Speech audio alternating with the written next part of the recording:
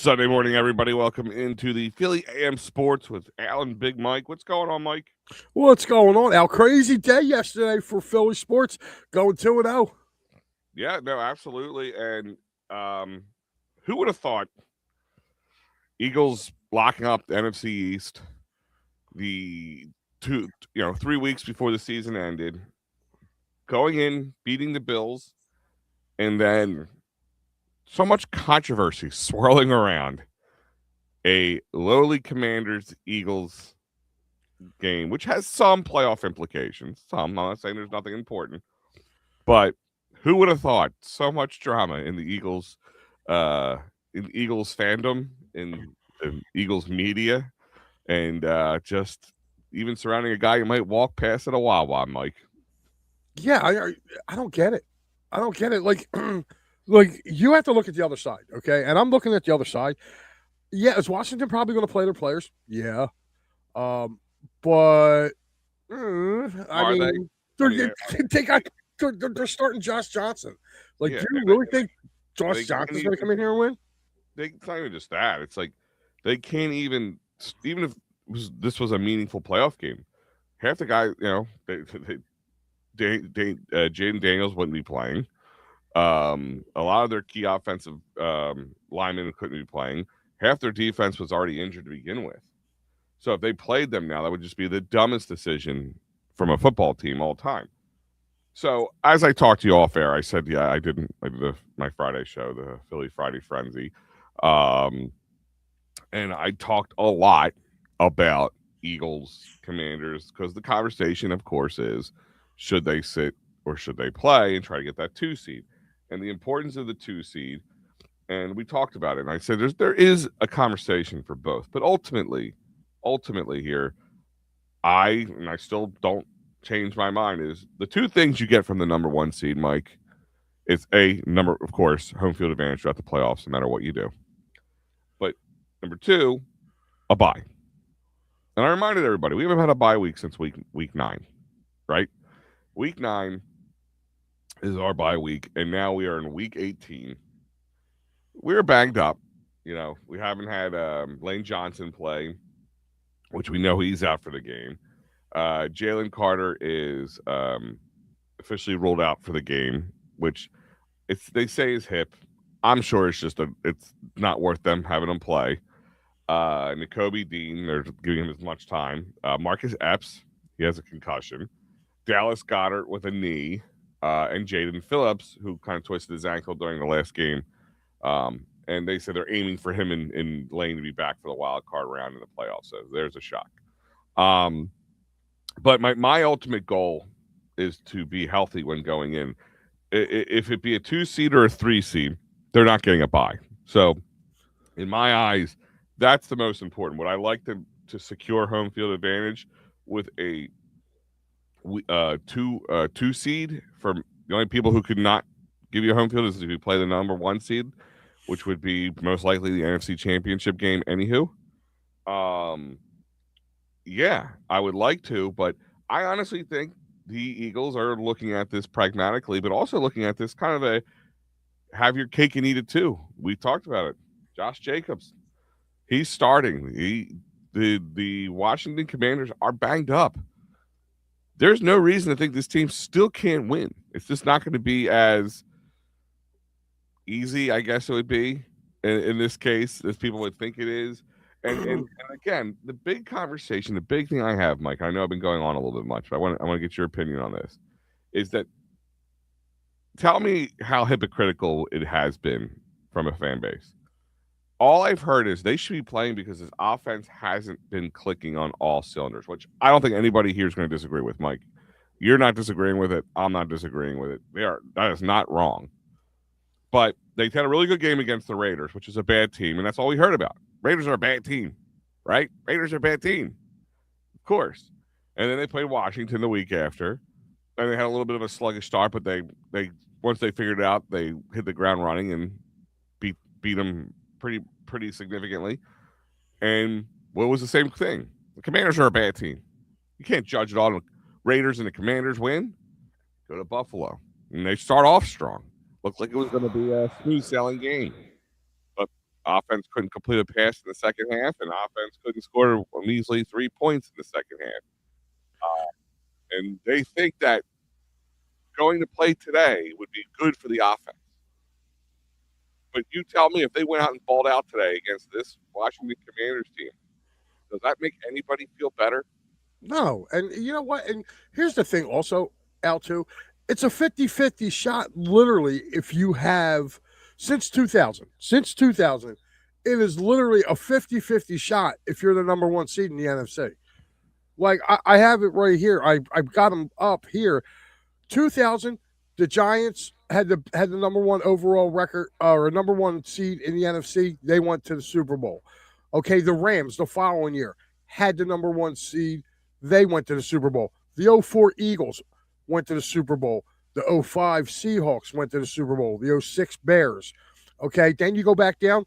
The '09 Saints had the number one.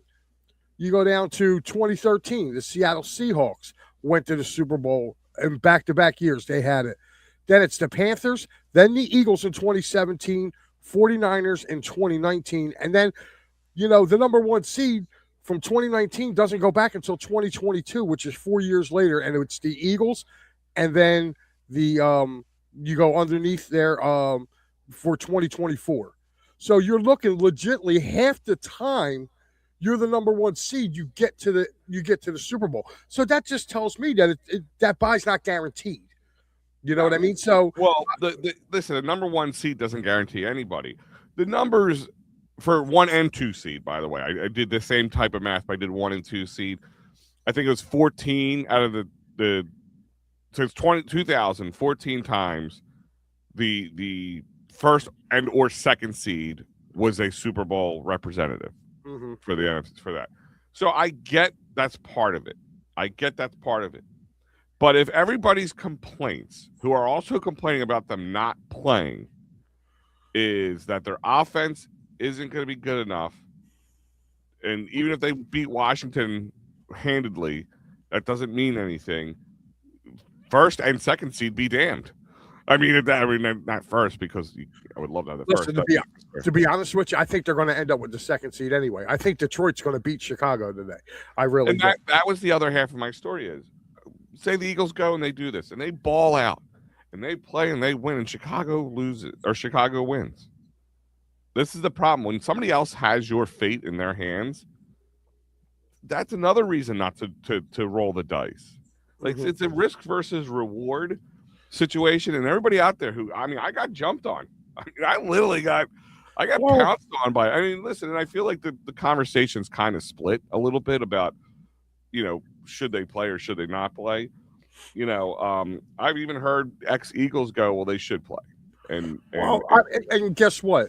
And if something were to happen to a guy like A.J. Brown, like it did in 2023 when he got banged up and he got hit in the knee in the last game of the year against a meaningless Giants game, okay? And then he wasn't available for the Tampa game, and then you saw what happened there. You took one of Hurts's weapons away because he played them in a meaningless game. So, no, the rest would be, listen, they're going to start Tanner McKee, and I think Tanner McKee, are you guys really worried about this? Well, okay, if they lose, they get the number 3 seed, which means somebody's going to have to come here. Okay, and if you're taking a look at it, and it really, I think what it is what this Eagles fan base is. I don't think they want to see the Rams. No, they want to see Green Bay. What's that? Are you worried about Green Bay? I'm not.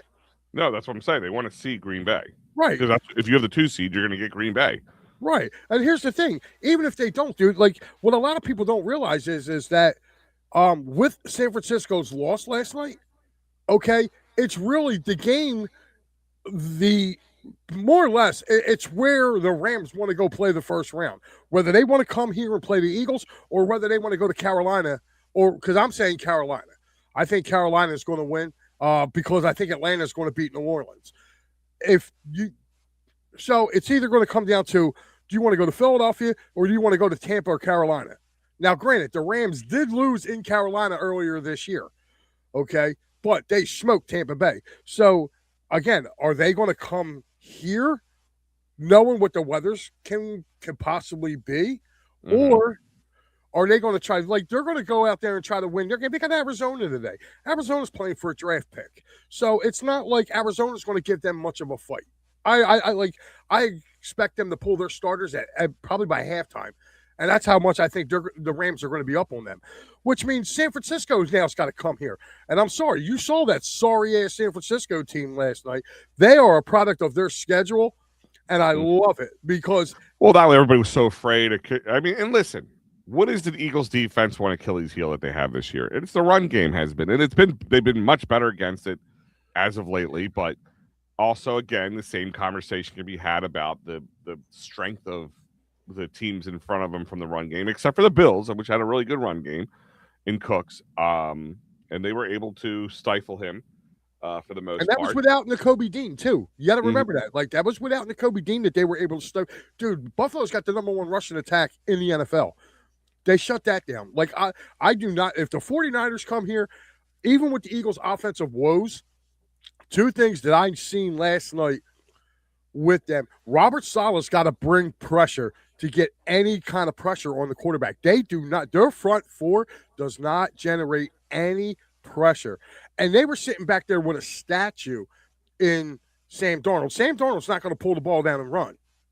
And I just don't – like, I think the Eagles would – I think they would tear apart. Like, you would see a really good – not – the offense is what it is. But – I think you would probably see a decent offensive game. I'm not going to say a great offensive game, but you would see a decent offensive game because I watched Kenneth Walker and Zach Charbonneau tear that 49ers defense up last night with their run game. And I'll tell you what, I like our two backs going into this too, as long as they keep Tank Bigsby as that second back and kind of not. I would like to see him a little bit more meshed into the gameplay. I'm not saying take ton of snaps from no, Saquon. But you can take at least. I would say give him 8 to 10 snaps a game to limit the wear on Barkley. Yeah. You know what I mean? Like, yeah, you have to do that. And I think they found something with Bigsby too. I really do. You might that they have because AJ Dillon's been a healthy scratch for like the last 4 games. You haven't seen or heard about AJ Dillon at all. So. For me, honestly, man, I really look at this game.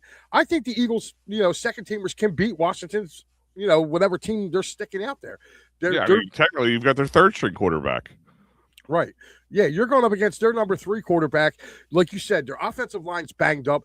Some of their stars are banged up. I know they got McLaurin going today and Deebo Samuel going today. Oh, and by the way, I don't know if you watched the 49ers game last night, but the Seahawks, our old boy Josh Jobe looked pretty damn good out there covering Jennings last night. Like, tell me we couldn't use him. Let me ask you this question because I wanted to talk a little NFL altogether because I got the scenarios in front of us right now. So I want to kind of walk through them with you. But number one question, Mike Laro, is the NFL, is the fan base, is people in general, because I always kind of feel like even though Seahawks have been pretty much patted this, themselves at number 1 this year, and Sam Darnold, all the credit in the world, but are we looking past the Seahawks, or is it Sam Darnold has to prove in the playoffs that he can handle it? Listen, I think each year it's its own individual year. I agree. I'm sorry, like he took that Minnesota team last year, and they were 14. They had the same record as Seattle has this year. So, I think they're very for real. And I think for the Eagles to go to the Super Bowl, they're going to have to go to Seattle and play them there. Now, do I think they can beat them? Because you got to forget, a lot of people forget across on that Seattle defensive line are 2 former NFC East guys, Leonard Williams, and DeMarcus Lawrence. Lane Johnson knows how to make DeMarcus Lawrence disappear, especially in big games. Mm-hmm. He did it every time he played him against Dallas. He gave up 1 sack in I think it was 16 or 17 matchups. He's given up 1 sack to DeMarcus Lawrence. So, again, and here's a big question on that is, even though he hasn't played a lick of football in weeks, with it 6 weeks now? It'll be 6 weeks. Mm-hmm. I mean, is he going to be healthy? Yeah, I think he will. I think 100%. I think you're going to get an 80%, but I think an 80% I'll take Lane. I'll take an 80% or more Lane Johnson. Absolutely. I mean that's the truth. But I disagree with the fact that Sam Darnold does have to prove because I get what you and I do agree with you. Every year is a different year and yada yada yada. But sooner or later, certain people with certain bugaboos, whatever you want to call them, you do have to get the monkey off your back, and that is a big monkey that's been on his back for a very long time, and it didn't serve him well in Minnesota, which Minnesota made them go, fine, we have a guy in J.J. McCarthy, we got to roll with him. Good or a bad decision, that's to be figured out down the line.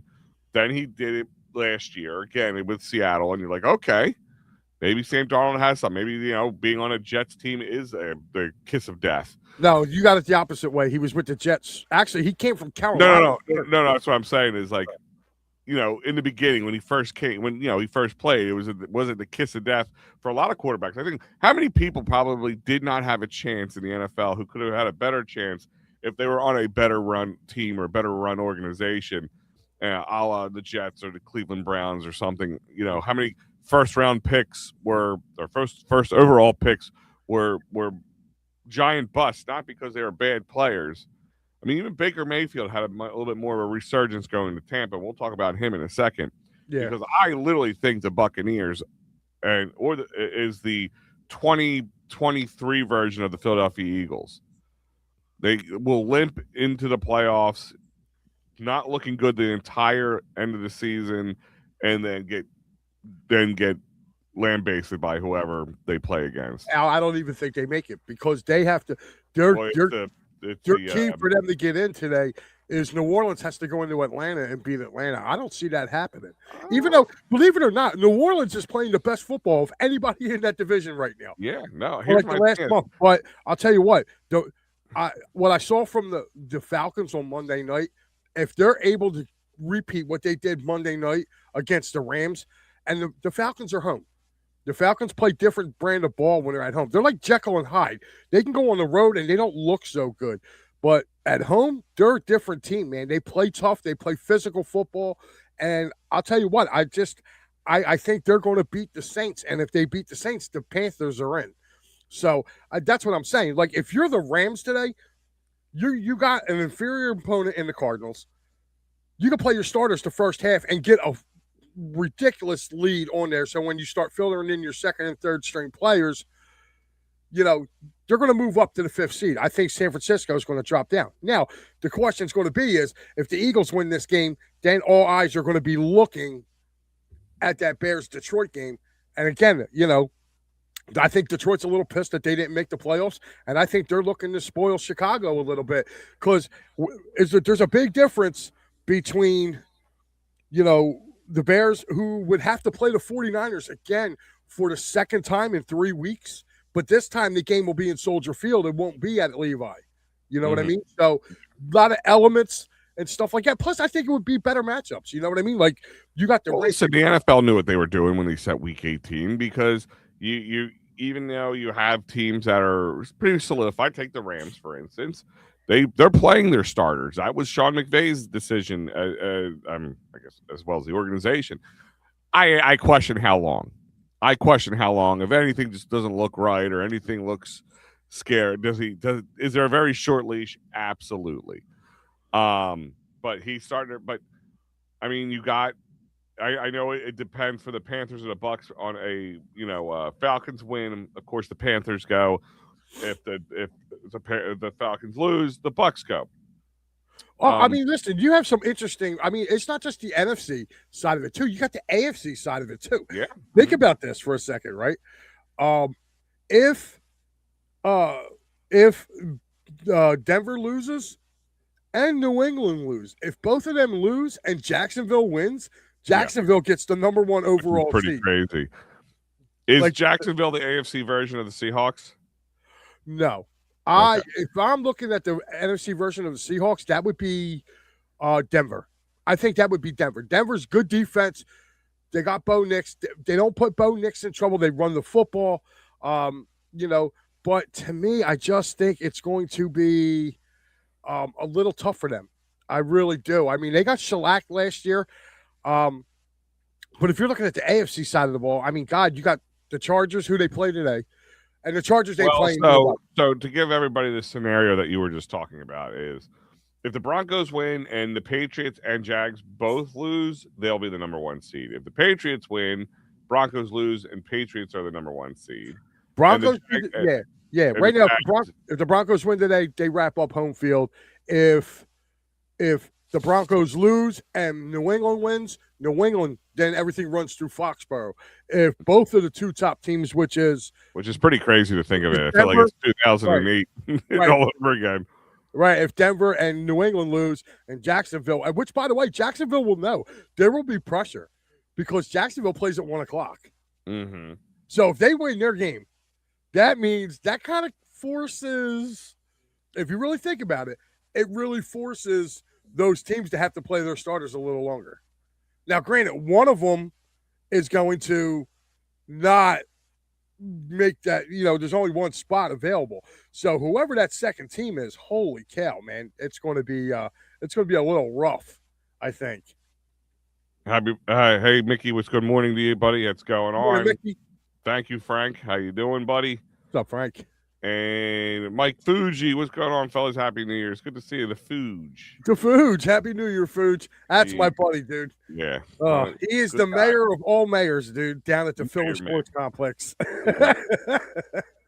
So yeah, But- I mean, there's a lot of 1 and 2 seed implications for. I mean, if you look at it, there's so like the between the Broncos, the Patriots, and the Jags. There's so many scenarios here. It's ridiculous.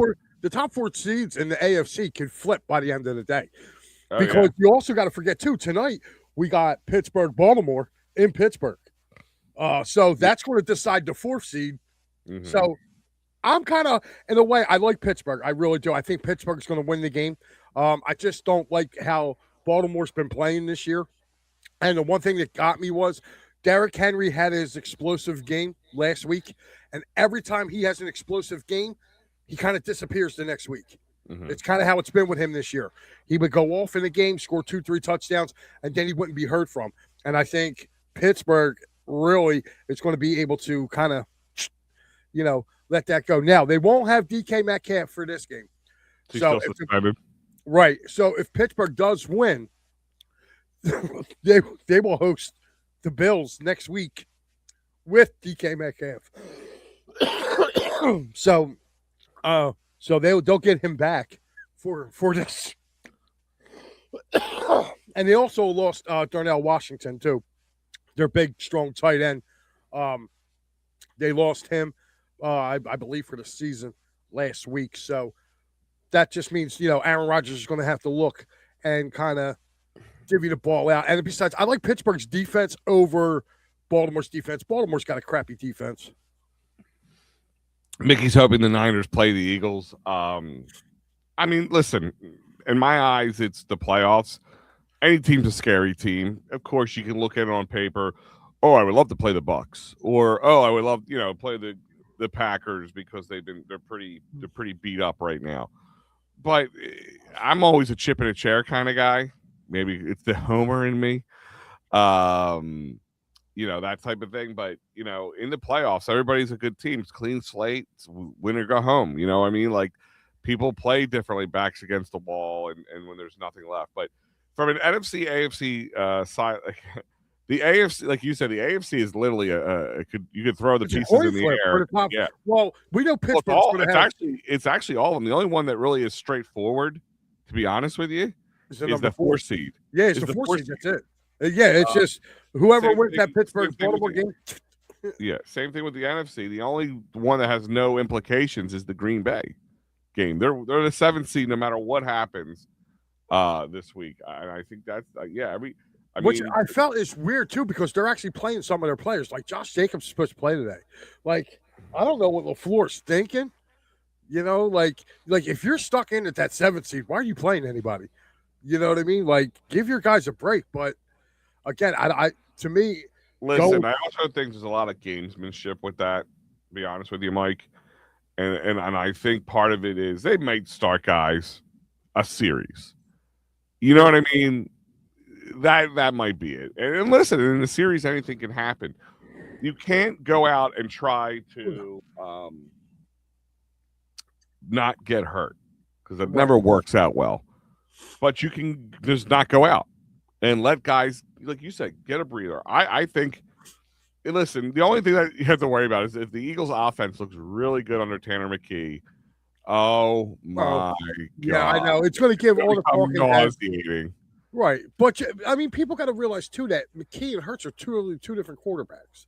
You know what I mean? McKee is more, he's a guy who's going to stand in the pocket and throw the ball. He's a pocket passer.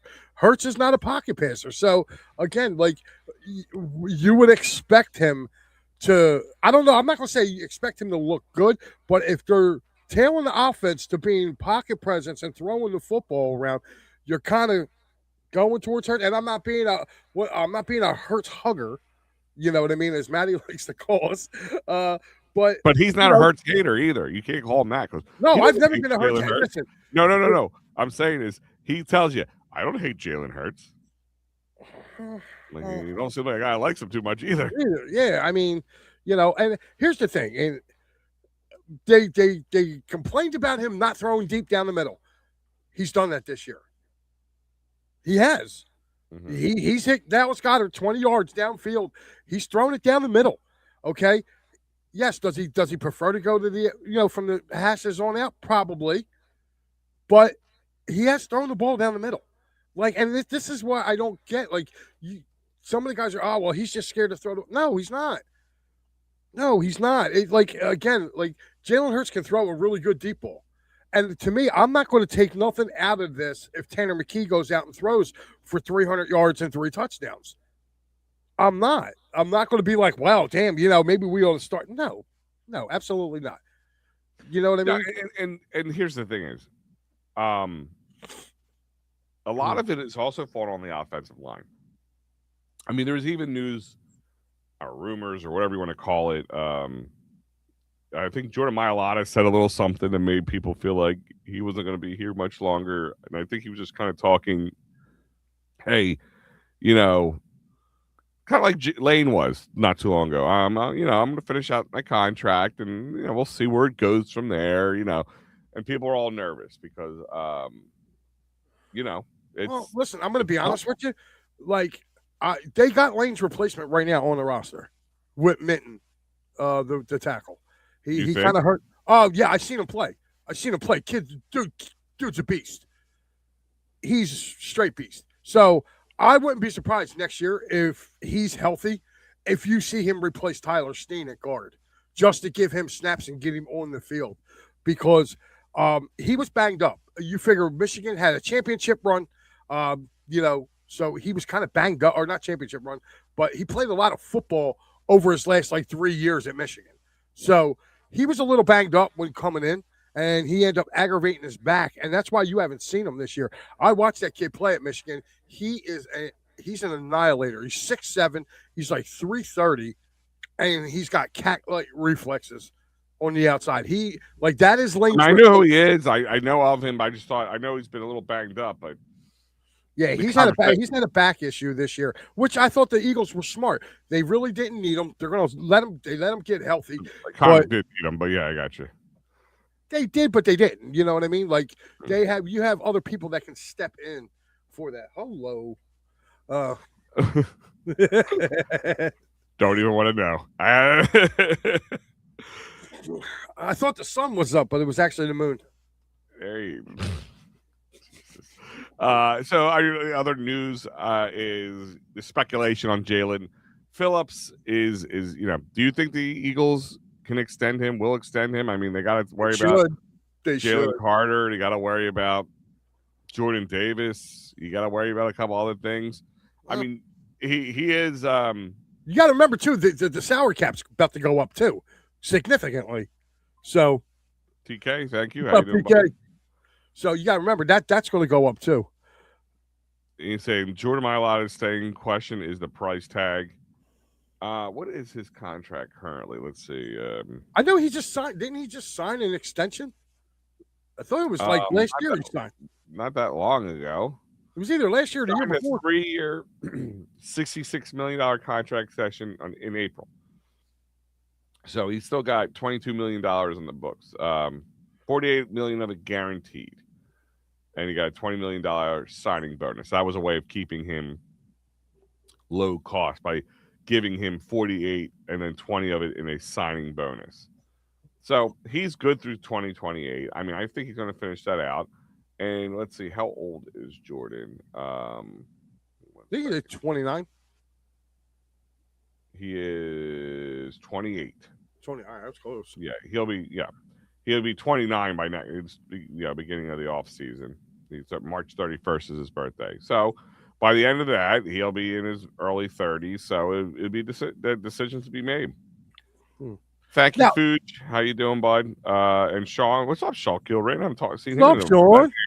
What's going on, buddy? My former college football frenzy co-host. Yeah, no, absolutely, Sean. What's going on, buddy? Long time no hear. Hey, I just wonder. I wonder if Sean and Joe and I know Paul's mad, but I didn't get a chance to hear those guys about Notre Dame not making the playoffs. I'm pretty sure that they're probably mad. They probably. I wanted to get Kilrain's take on that.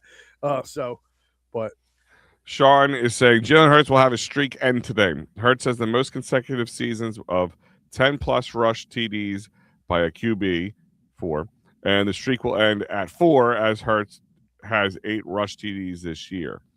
Good. Yeah. I mean, yeah, it's a little on him on this one. I mean, the offense. Listen, I'm not blind to this. The offense has been up and down, stagnant at times, just downright non-existent at times. But the one thing is going into a playoff, and I've talked about this with you, is how do I put this? Sorry, hold on one second. I'm having a technical difficulty here. Go ahead, bud.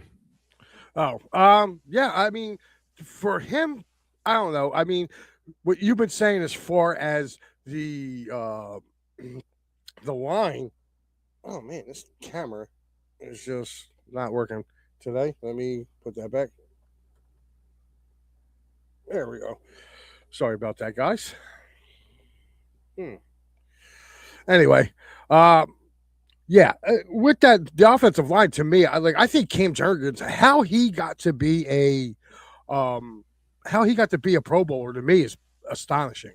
I don't think he had a great year at all, and I think he's been one of the problems. I think he's been getting kind of a la S, like what Jason Kelsey did early in his career. How he got bullied. Yeah, he looked like he got bullied a lot this year, Al. And I know you watch the line just like I do. Mm-hmm. Oh, intense. It's listen. The line has been the biggest problem. I mean, it's been the one consistent thing that the Eagles have had over the last 5-6 years. A very stout offensive line. Even when some guys got injured, guys stepped up and were able to play. And it is with that not being there, that safety blanket has been gone for the offense and has played definitely in the run game. It has played definitely in the ability for them to throw downfield or anything along those lines. So all that plays a factor in it. Sean's also saying Hurts is the only QB in NFL history with 4 consecutive seasons of 10 plus TDs, and he only has a QB to have 4 seasons of 10 plus TDs. Oh, I always love Sean. He's like the king of facts. Like he's like our Mel Kiper. Yeah. So here's an interesting conversation. Caleb Williams is the Bears is out for today. Yeah. That's kind of telling you right there where the Bears are going with that. Yeah. Like the Bears ain't going to care whether they're 2 or 3. But the thing is, though, like I said, it really kind of bodes well for them because either which way, they're either going to host the Rams. They're either going to host the Rams or the Niners are going to go into Chicago.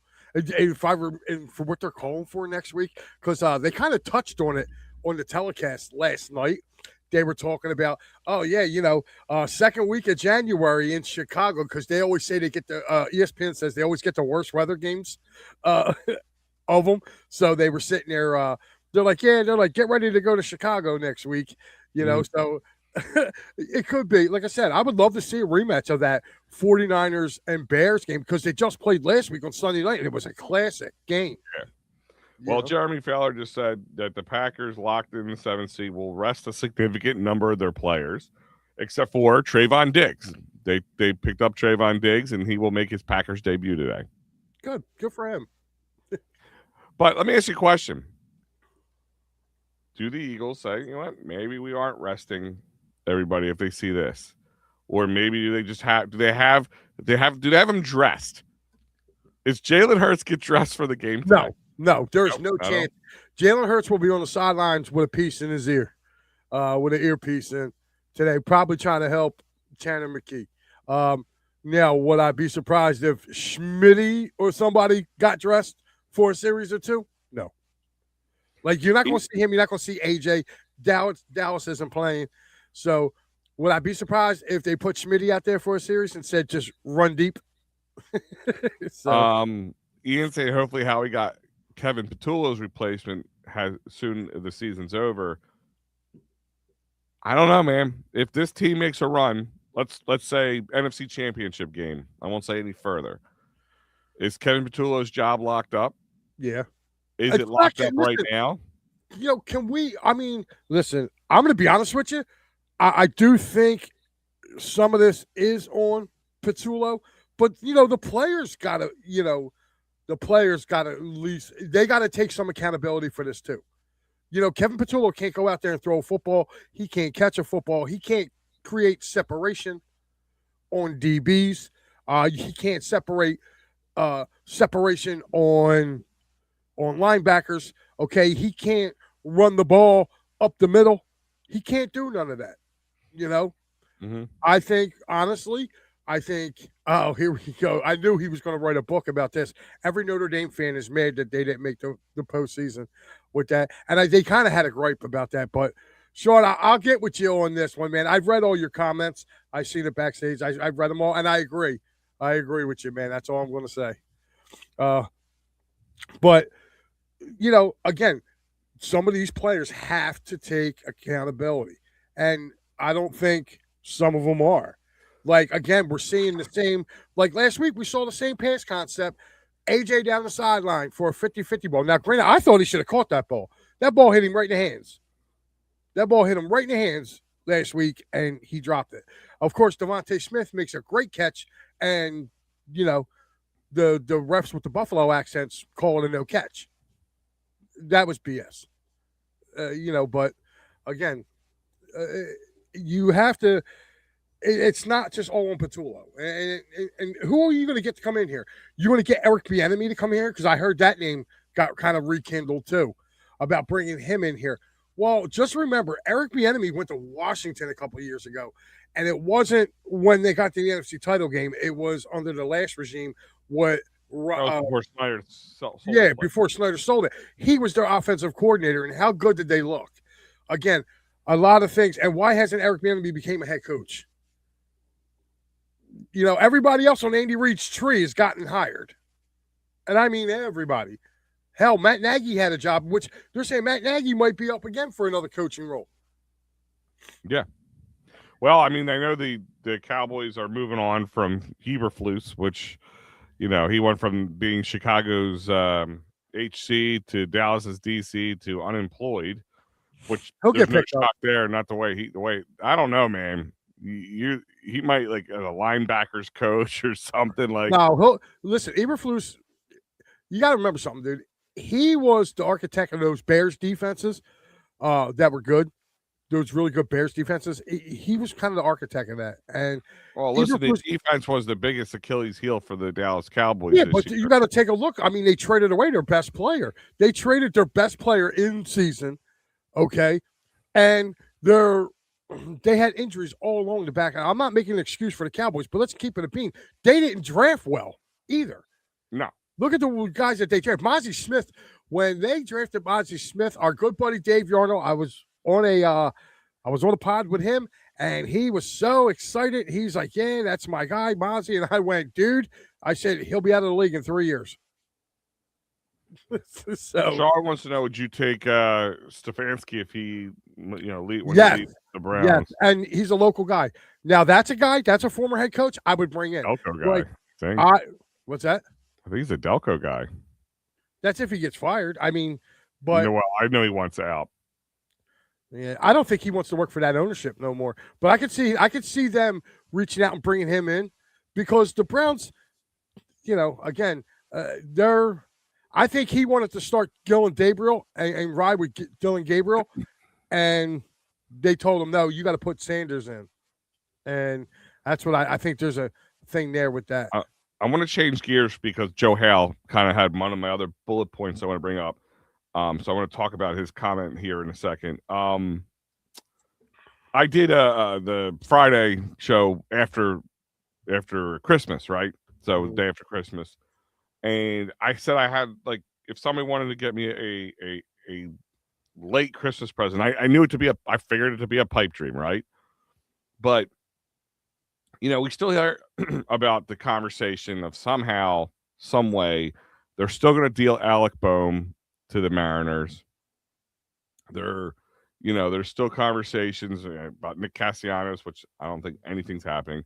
One of the big things in the Phillies is, the one Japanese pitcher, Tatsui Amai. I think I said, don't even quote me on that. He ended up signing a 3-year, $54 million contract with Houston. But now maybe John Middleton and Dombrowski want to get me that Christmas present I asked for.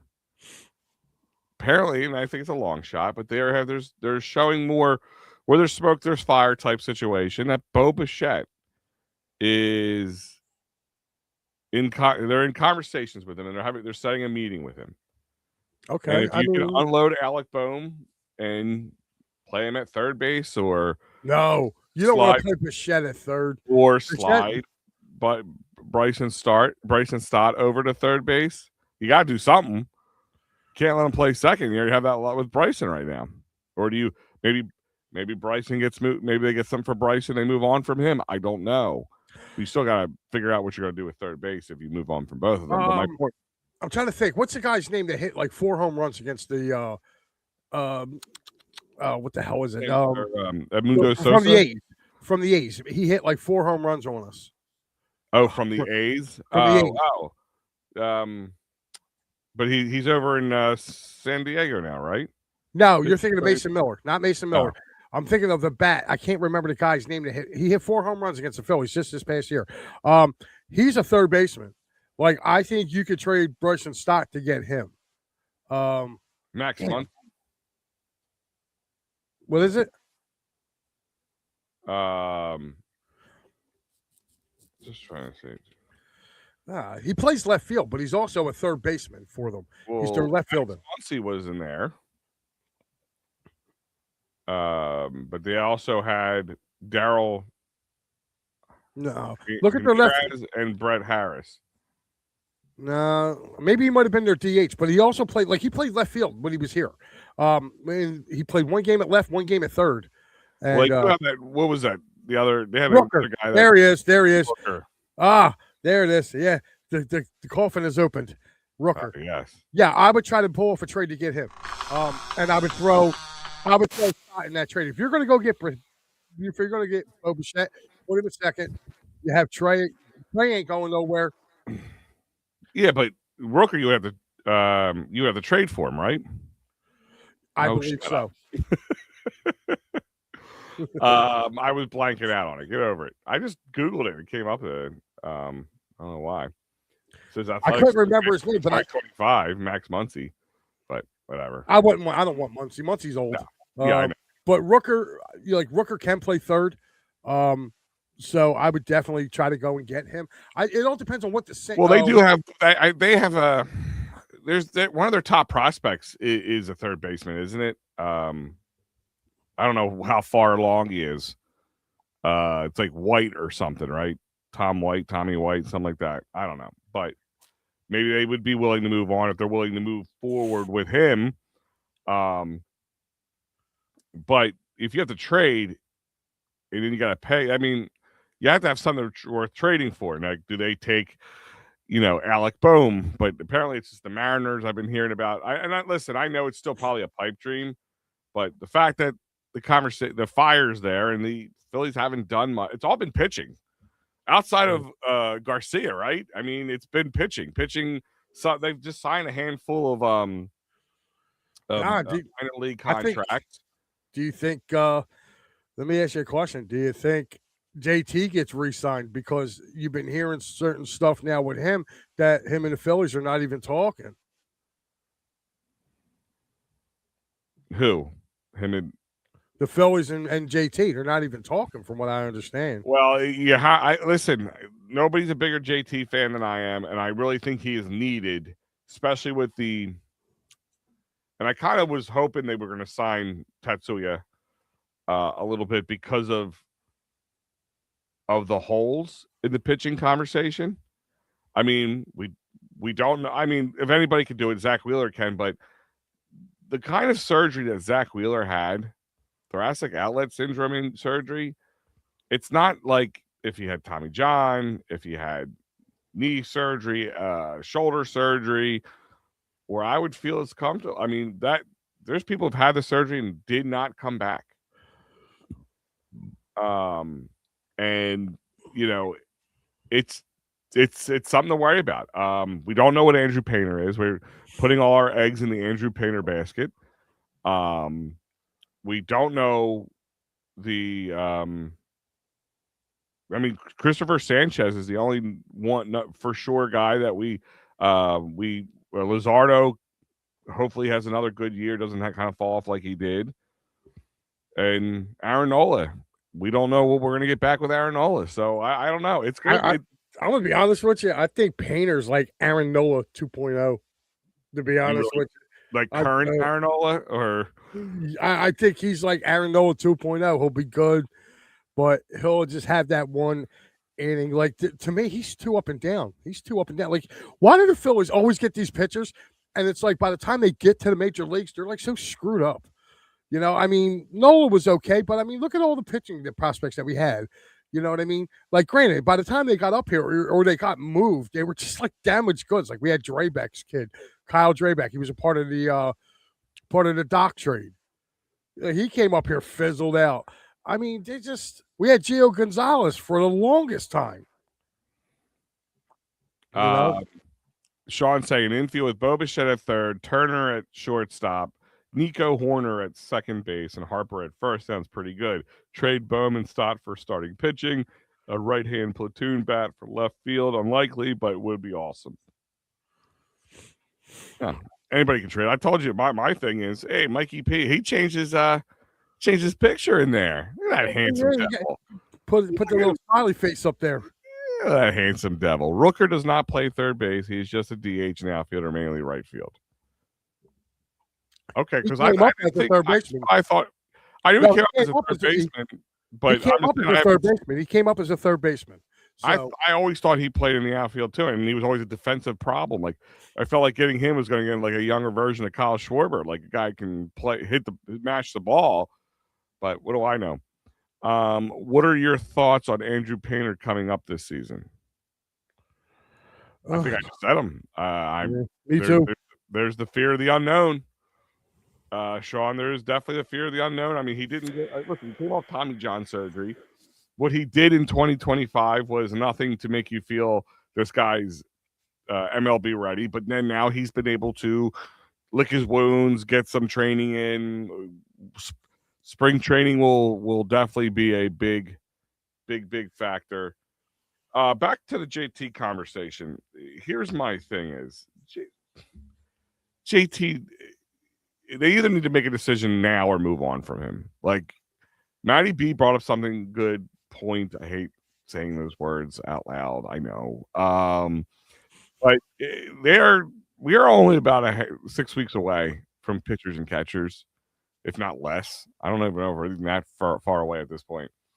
And your team's not And I know now baseball's a lot different than it used to be. Guys sign in the middle of spring training. Like I think Bo Bichette is the kind of guy that unless some great contract comes out, he's not gonna sign with anybody else um, right away.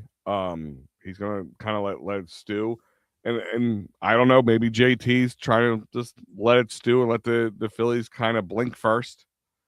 I mean, I get it. The end of his career. I mean, he's going to get if he's going to get a few years, he wants a few years, or the Phillies, they are stuck in a really rock and a hard place right now. Nothing they're doing is making me feel warm nor fuzzy inside.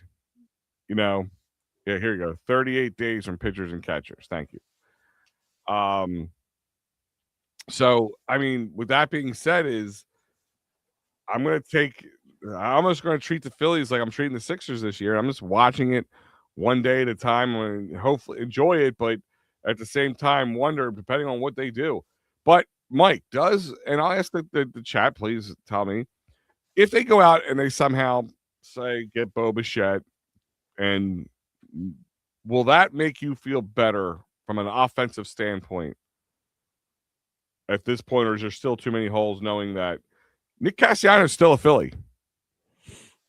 You know, I know they're saying Garcia's at right field, but what are you going to do with Nick Castellanos? You're going to leave him on the Put bench? him in left. Put him in left. Field? Put him in left field or let him DH? Or not DH, put him on the bench? Left I field. mean,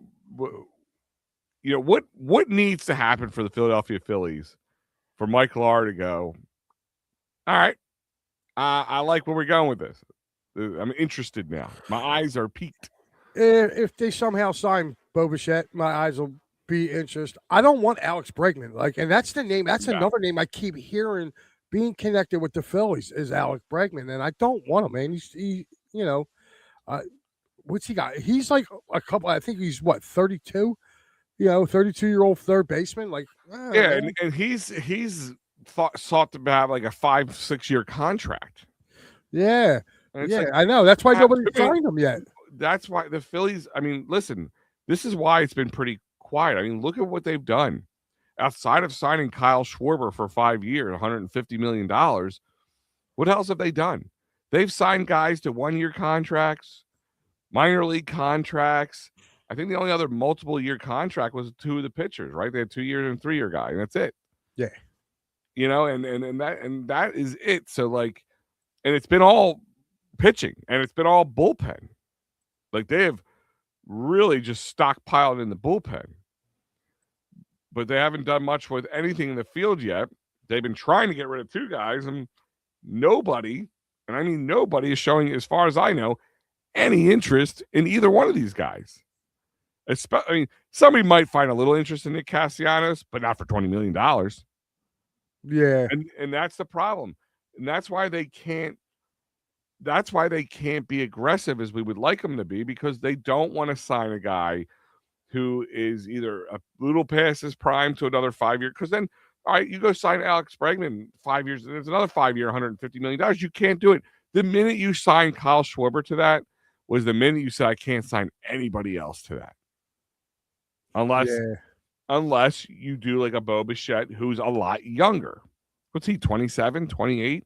Something like that. And that's my point, is like the Phillies have totally backed themselves into a giant corner, and they're trying to do everything, I don't want to say on the cheap, but for a bargain. They just, because they don't want to overcommit and then be stuck with 4 or 5+ year contracts. Yeah, I don't know, man. I feel like they have to sign JT just because they don't really have a catcher in their system. Now, I would love for them to try to get Ali Rushman out of Baltimore, but that's going to take a great deal of people from your farm system to get him.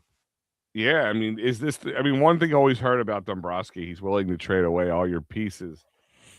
Is he willing to trade away all your pieces?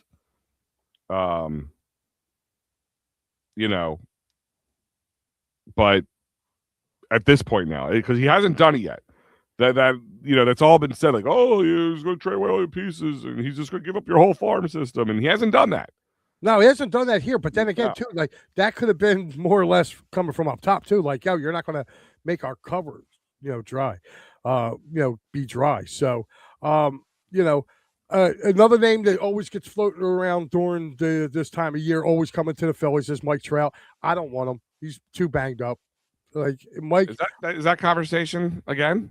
yeah. I've seen a few things. I mean, I listen, but the problem with Mike Trout is not even the contract numbers. They're going to want a king's ransom if you're moving on from Mike Trout. I don't know. Is it though? Because stop and think about it for a second. Like, is it really going to be a king's ransom for him? He's been out like the last 2 years. You know what I mean? Like, if they were to try to move him, I think now, if they were to get Trout, you're not going to. Where are you going to put him?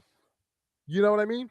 Where are you going to put him? I mean, the only place you can put him is in left field. You're not going to put him in center because you're bringing up Crawford. Well, yeah, I mean, now that would provide a nice spark. I mean, as far as batting wise, but again, are you will? You know for a fact him playing the outfield, he's going to be banged up, man. Just because of the way he his plays. consistency and you having the what's it called, the DH kind of clogged up with Kyle Schwarber and the signing of him, that makes guys like a signing like that a little bit more dangerous. I just think that's a pipe dream that's never going to happen, and I'm okay with, at that point maybe part of the trade is Nick Castellanos, and they're willing to take him on for $20 million for one more year to bolster their outfield while they move on and all that stuff. I'm no. Sean saying, who I would take a flyer on though from that Anaheim team, if he's available, would be Anthony Rendon. Guy used to play in Washington. Yeah, I would take a flyer on him just to see if they could get him, in a trade. Just for, he's an experienced third baseman. He always did well in the National League. He just hasn't transitioned to the big free agent that they signed him to be. Al, I got one question for you, buddy, because I know we're up against it this week. What are you having? Well, I kind of told you already what I'm having. Yeah, you told me, but you got to tell the people. I know, but I'm saying it's what happened. Funny little story is, walking through the supermarket with the wifey the other day, and Giant has a complete whole pork shoulder, 13 pounds, just sitting there. And you know me, I love smoking meat. Yeah, I had jokes. You can insert your jokes there. And I would absolutely be remiss to go away from a $16 13-pound pork shoulder. So what did I do? I got it home, ripped it open last night, turned the smoker on, seasoned that baby up, and guess what we're having for today? Pulled pork, baby. Go. I think I'm gonna do tacos. Unfortunately, my mother-in-law, by the way, Mom Terry Cologne, speedy recovery. She's in the hospital. So anyway, okay, cool. So he was bought out by the Angels. Okay, cool. But I would like to see what's going to be. Myself, I'm going to be sitting in front of the tube watching TV real quick out because I know we got to go. Already won on Carolina plus 2.5, Seattle minus 1.5 for yesterday. I have Atlanta minus 3, Detroit plus 3, Philly minus 7, and Pittsburgh money line for tonight. There are your picks. And I'll see you guys right after the game. I will be here live talking the Tanner McKee game. Second seed, Philadelphia Eagles with Tanner McKee at the helm. And then they're going to have a great offense, and everybody's going to say we should sit Jalen Hurts. Get ready for it. Nobody has tape on Tanner McKee. He's going to be the complete unknown, and he's so much better with his offense. Jahan Dotson. Jahan Dotson, 4 touchdowns today. You watch it. He's going to be the next Polk High star right there. I got him getting one. I got Bigsby getting 2. I want to see Tank run the ball today. Let Tank run. Yeah, let Tank loose there. Other than that, guys, thank you for joining us. Let's see, 28-14. Let's go. Have a great year. Sean, hopefully talk to you soon, buddy. Have a great one. Everybody for joining us this morning, thank you. For all the birthday wishes, thank you. Al's 21 again. What was that? I said you're 21 again. 21 plus. 21 plus. Other than that, guys, thank you and have a great day. We are out of here.